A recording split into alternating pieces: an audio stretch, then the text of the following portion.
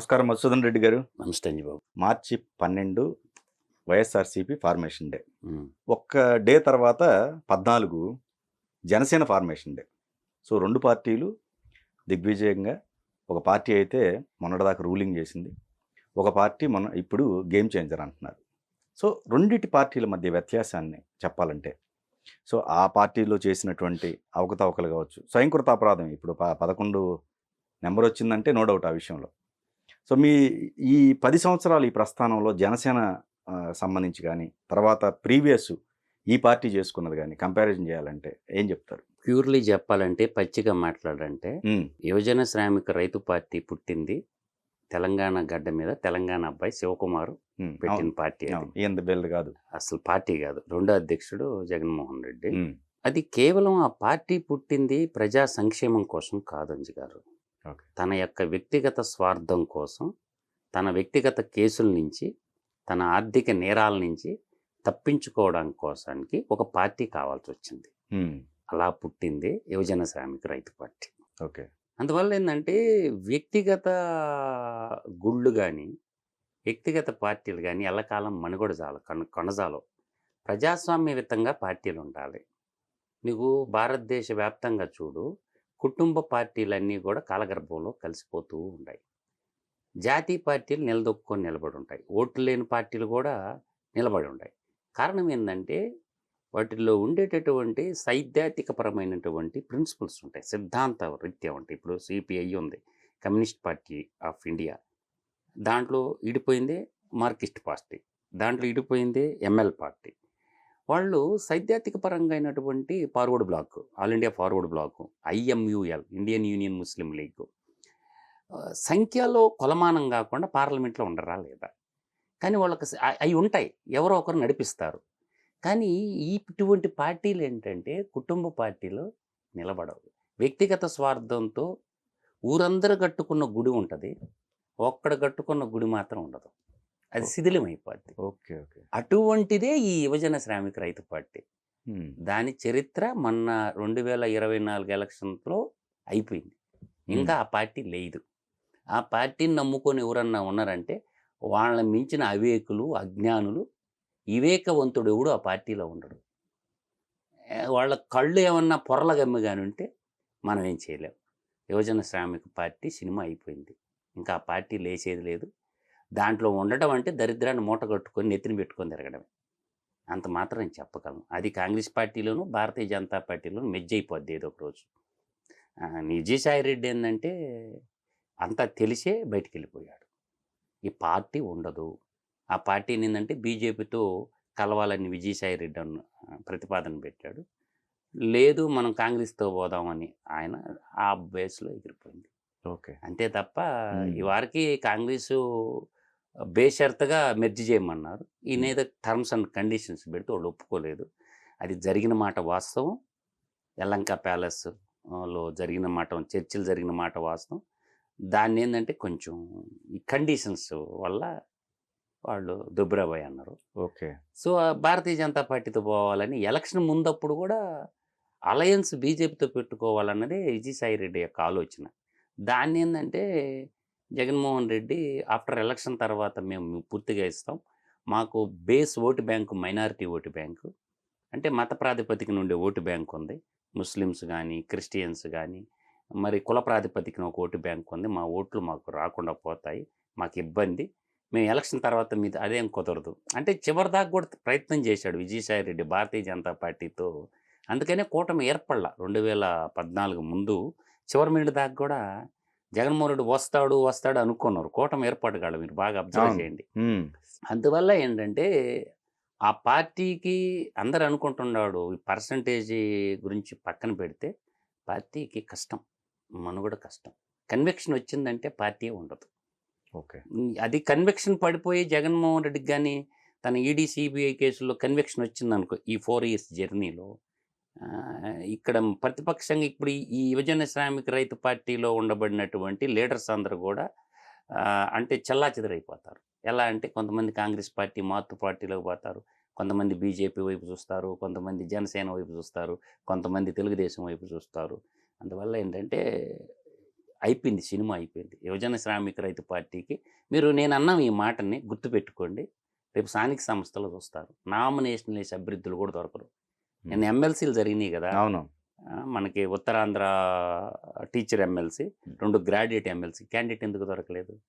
అంటే ఆ పార్టీ తరపున నామినేషన్ వేయడానికి ఊరు సిద్ధంగా లేదు. అందువల్ల ఏంటంటే సినిమా అయితే అయిపోయింది. మీరేదో అందరూ అనుకుంటారు అంటే మనకు సొంత ఛానల్ ఉంది కదా, సొంత పత్రిక ఉందని మన గురించి మనం డోలు కొట్టుకుంటుంటాం. అంత బతికిస్తుంది. దాన్ని కూడా క్లోజ్ చేసే పరిస్థితిలో ఉంది.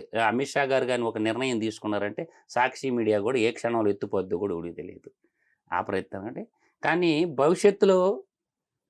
భవిష్యత్తు మనం కానీ బాగా అబ్జర్వ్ చేసుకుంటే ఈరోజు మంచిగా ఉండొచ్చు. పవన్ కళ్యాణ్ గారు అసెంబ్లీలో కూడా చెప్పొచ్చు, ఈ కూటమి 15 ఏళ్ళు మేము ఉంటాము అని.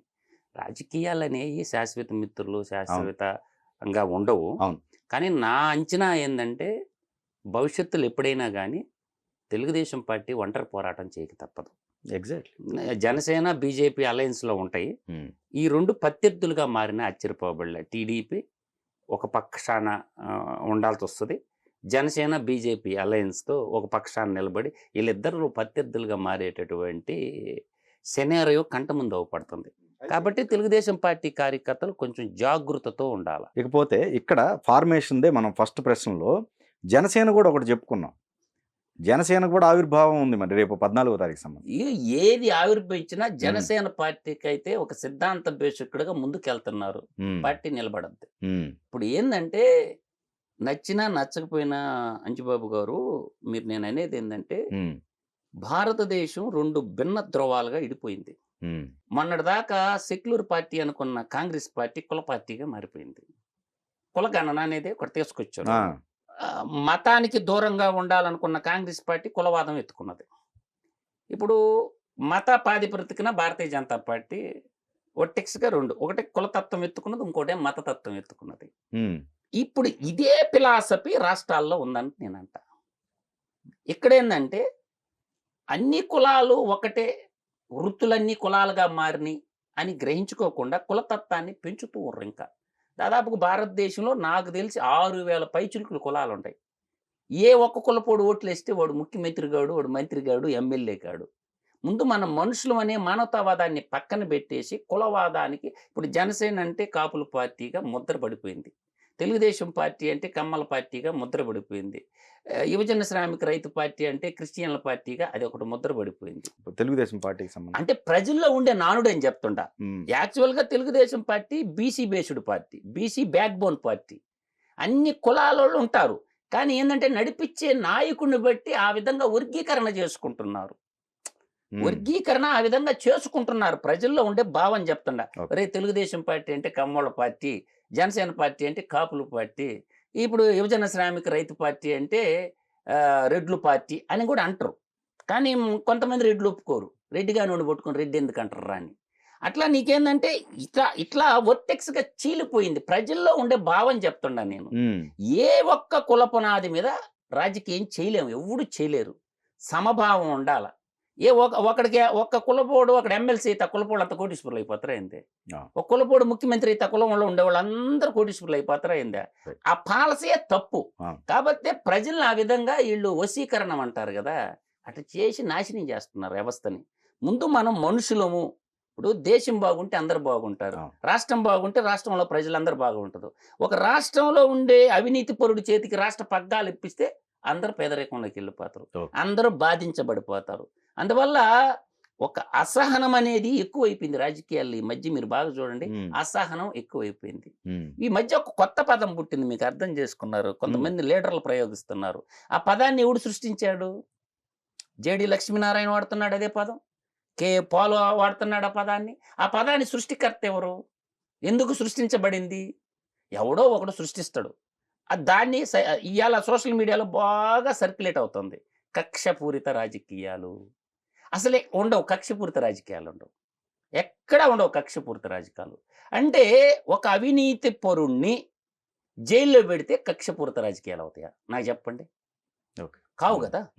దానికి ఎలా మేధావి వర్గం ఈ పదాన్ని ఎలా ప్రయోగిస్తుండే? తప్పు చేసిన వాడిని శిక్షించమని చెప్పాల్సింది పోయి కక్షపూరిత రాజకీయాలు ఎలా అవుతాయి? అంటే వాళ్ళు వస్తే వీళ్ళు కాదు, ఎవరైనా కావచ్చు, ఎనీబడి XYZ అని నేను అంటాను. అవును. XY పార్టీలు అంటాంలా, వ్యక్తులు కాదు. అదే. ఈ వ్యక్తులు ఏం చెప్పాలంటే, తప్పు చేసినోడిని ఎవరినైనా చట్టపరంగా శిక్షించండి అనే పదాన్ని ఎందుకు చెప్పడం లేదు? కక్షపూరిత రాజకీయాలు ఎందుకు వస్తాయి? ప్రొఫెసర్లుగా పనిచేసిన ఎలగబెట్టే మేధావులు కూడా అదే మాట్లాడరు. కక్షపూరిత రాజకీయాలు ఏందిరా? దోపిడీ చేసిండా లేదా? ఇప్పుడు జేడి లక్ష్మీనారాయణ గురించే చెప్తానేనండి. అన్నగారంటే నాకు గౌరవం. ఒక ఐపీఎస్ ఆఫీసర్, జెన్యూన్ ఆఫీసర్. నువ్వే 11 సిబిఐ కేసులు పెట్టి నాంపల్లి సిబిఐ కోర్టుకి 43,500 కోట్ల రూపాయలు తండ్రి అధికారాన్ని అడ్డం పెట్టుకొని లూటీ చేసిండు ఒక వ్యక్తి అని చెప్పి ఛార్జ్ షీట్ వేసిన నువ్వే కక్షపూరిత రాజకీయాలు అంటుండవంటే నీ ఏ విధంగా అర్థం చేసుకోవాలి నాకు చెప్పండి. అంటే యుద్ధం చేయించే చేతగాక కత్తిందుకు కింద వేసినావు. నిన్ను బెదిరించినోడు ఎవడు? జేడీగా జాయింట్ డైరెక్టర్ స్వచ్ఛందంగా పదవి విరమణ చేసినవా? నువ్వు భయంతో పదవి విరమణ చేసినవా?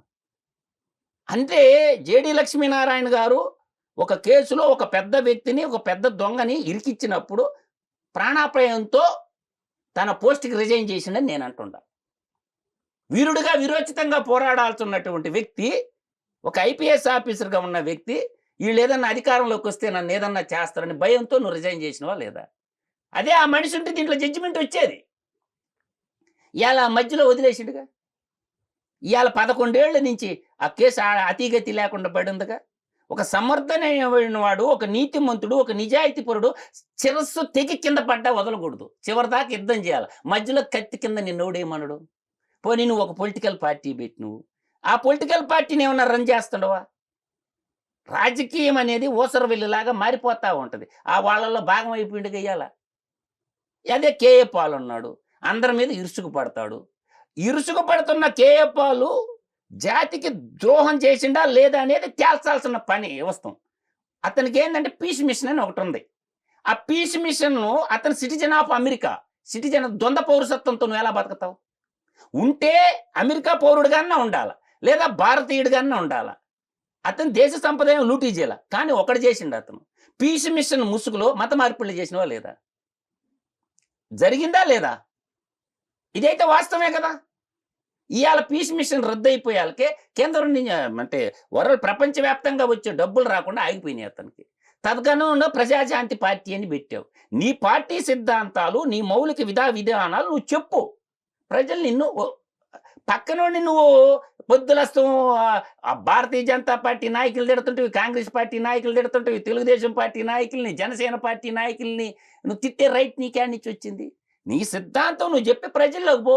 ప్రజలు నిన్ను ఆశీర్వదించారనుకో, ముఖ్యమంత్రి కాకపోతే దేశ ప్రధానమంత్రి ఊడొద్దన్నాడు నిన్న. రాజశేఖర రెడ్డికి ఈయనకి చెడింది, వాళ్ళ అల్లుడిని బాగు చేసుకున్నాడు, ఈయనకి నిధులు లేకుండా చేసిండు 2004 ముందు. అప్పటి నుంచి పీస్ మిషన్ కోసం నానాకు తిప్పలు పడతాడు. కొంతకాలం అయితే పింఛన్లు కూడా ఇచ్చాడు ఇతంతువులకి. కొంతమంది అనాథల్ని ఆల్ఫాన్స్ని తీసుకొని చదివిచ్చిండు కూడా. నేనే తప్పు అంటం లేదు. మత మార్పిడి ఎవడు చేయమన్నాడు నిన్ను? ఆ విధంగా భారతీయ జనతా పార్టీ నీకెట్ట సహకరిస్తుంది?